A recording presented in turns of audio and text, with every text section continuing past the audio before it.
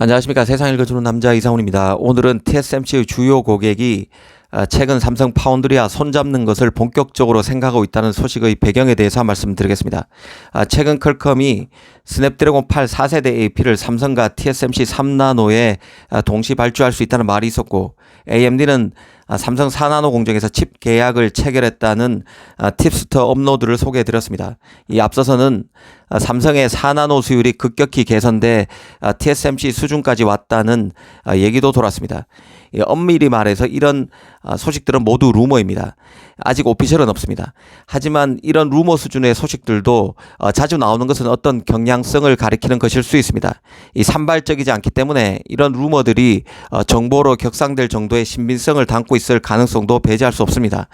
스티브 잡스가 말한 것을 인용하면 점이 모여서 선을 형성하는 것과 비슷한 이치입니다.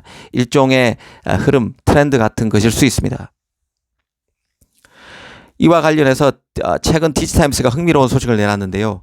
이 TSMC가 오는 2024년 말부터 미국 애리조나 팹 가동을 앞두고 미국 현지 팹리스들과 이런저런 논의를 하고 있으며, 이 핵심은 제조 단가 인상과 관련한 것이라고 했습니다.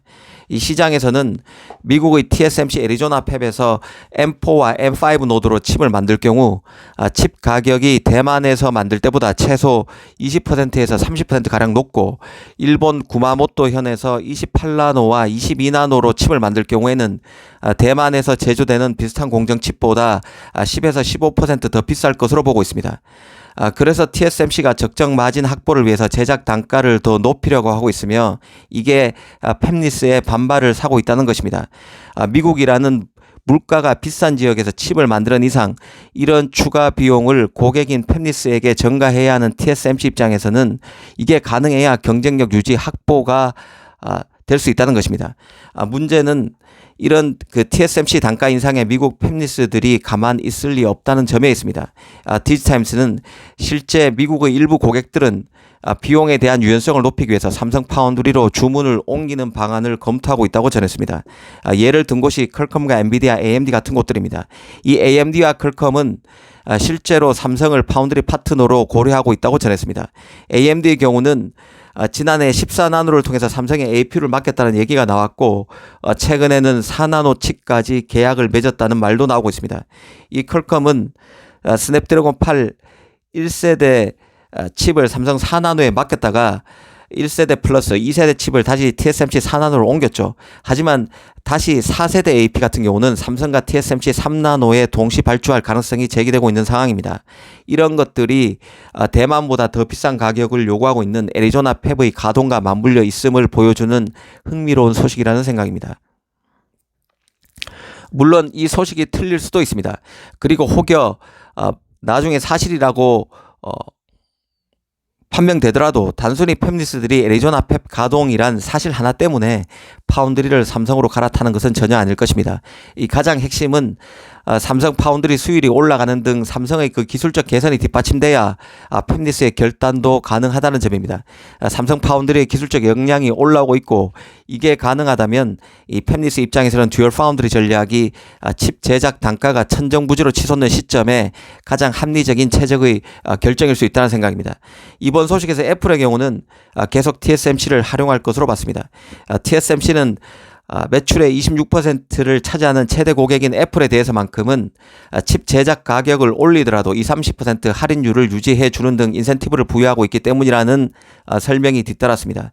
애플 같은 경우는 TSMC의 최첨단 노드를 가장 먼저 채택하는 경향이 있고, 애플의 공정 엔지니어들이 대거 TSMC의 팹에 R&D 단지에 대거 투입돼서 최첨단 노드 개발에도 지원을 해주고 있는 상황입니다. 이런 것들이 다 R&D 비용을 TSMC에 대는 효과가 있기 때문에 애플에게만큼은 TSMC가 특별 대우를 해주는 것이죠. 사실 TSMC가 애리조나 팹 가동과 맞물려서 팹리스들에게 안 그래도 비싼 제조 가격의 추가 인상을 요구할 수 있는 것은 달리 보면 TSMC의 자신감을 반영하는 것일 수도 있습니다. 그리고 이런 기사 자체가 진실을 말하기보다는 일종의 밑밥 깔기 효과를 노린 것일 수도 있습니다.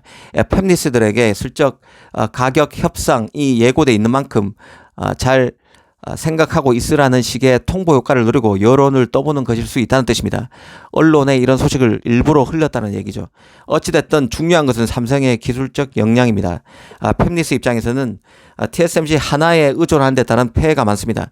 그런데 삼성이 TSMC만큼 종합적 역량이 못 미치다 보니 단일 파운드리 협력사를 감수할 수밖에 없었던 게 현재의 팹리스 입장입니다.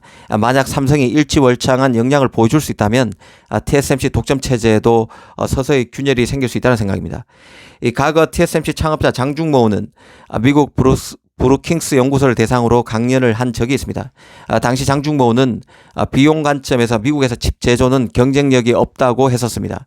미국에서 만드는 칩의 생산 비용이 대만에서 만드는 것보다 50%나 더 비쌌다는 게 그 이유였습니다. 특히 인력난도 지적했었는데요.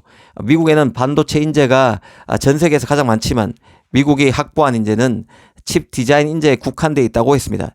대만, 한국에는 공정 엔지니어가 있지만 미국은 칩 제작은 저부가치 산업으로 보고 일찌감치 제조해서 손을 떼온 게 고질적 문제로 나타나고 있다는 것입니다. 이 장중모는 미국이 반도체 제조 시설을 미국에 두기 위해서 마련한 칩스 법안에 대해서도 첨단 생산 시설에 계속 증가하는 수요를 충족시키기에는 역부족이라고도 했습니다. 이제 그의 쓴소리가 현실에서 실제 갖가지 부작용으로 나타날 수 있다는 생각입니다. 이런 점을 주의 깊게 살펴볼 필요가 있습니다. 감사합니다.